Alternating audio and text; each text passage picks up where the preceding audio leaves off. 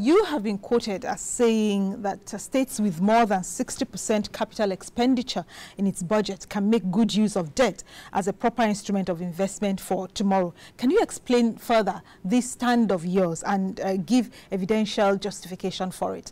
It always speaks to prudent budgeting to invest more on the capital side, because, and especially in a developing nation where the infrastructure is still not of the quality that we want, and no society will grow or advance bigger than its infrastructure.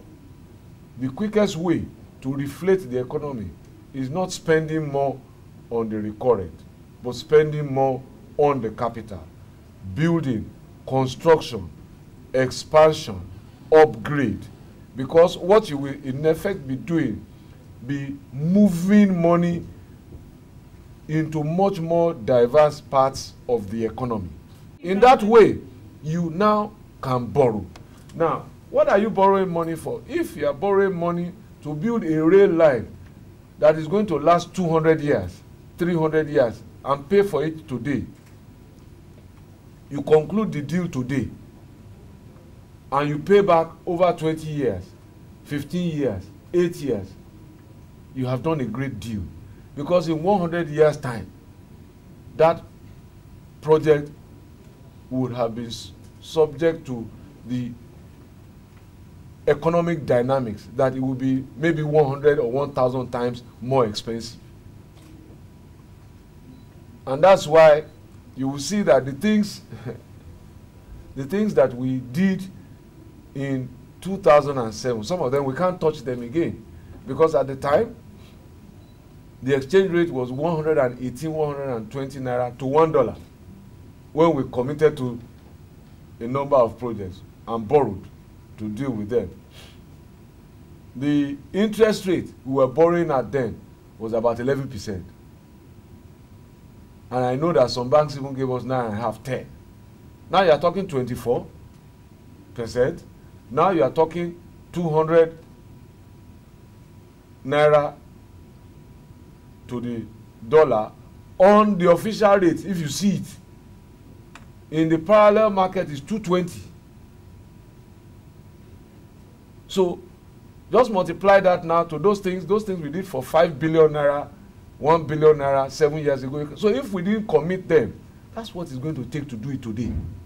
But we are now paying back at yesterday's cost. The assets will be there long after we have fully paid. The next generation won't come back to rebuild those assets. What's your stand on the removal of petroleum subsidy? Or should government remove the subsidy on petroleum products? Well, I think this is not an individual stand, really. It's a national stand. What do we want as a people? Fuel, again, is not a gift. It's a service. It's a commodity you go and buy. The more you consume, you pay.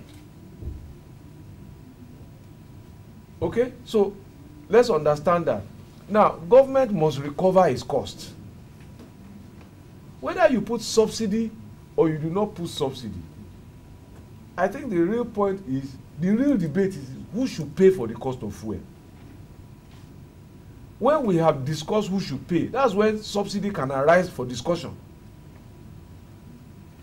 Because as it is today, if we agree that only people who use fuel directly should pay for fuel, then it means simply that you are saying that there will be no subsidy. That's what it means.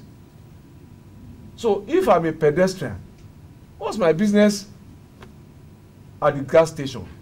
But again, unfortunately, what then happens is that if you now buy your fuel at full market price and you are a lawyer or you are a food vendor, what you simply do is that you must also recover your cost. So you transfer that cost into the service. So if you use that fuel to make water, it means that me, the pedestrian that doesn't have business with fuel, I will have business with pure water. And I will see the price of pure water go up. Now, because I'm a laborer, and I'm paying more for my pure water, when I go to Kabiesi's place to go and do cement and plastering for him, I'm going to raise my daily demand for, so that I can drink more pure water to do my job. So that's one side. But if today, as we have it, those who have cars and those who don't have cars are paying for this fuel so that we can keep prices down, that's where subsidy comes in. So one way or the other, we are all going to pay. What government must always do in this kind of situation is to say, is it the consumers or taxpayers? Right now, all of us are paying for fuel, whether we use it or we don't, because government subsidizes it. It's our money that government uses. Government doesn't have any special money of its own. So that for me is my approach to the discussion. And government must then look at its economy critically and say, we will keep it or we are pulling it out. But everybody is going to be impacted one way or nobody is going to escape it. Whichever way, because nobody is escaping it now. So when you drive into a fuel station, you are also helping the dealers. So all of us must ask ourselves this question.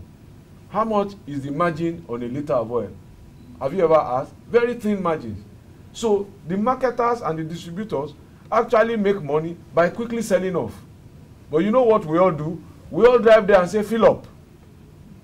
So we empty their tank quickly for them and stuff where we don't need. It's only in this part that everybody fills up. In many other parts, they buy 10 liters, they buy 15 liters, pay for what you need.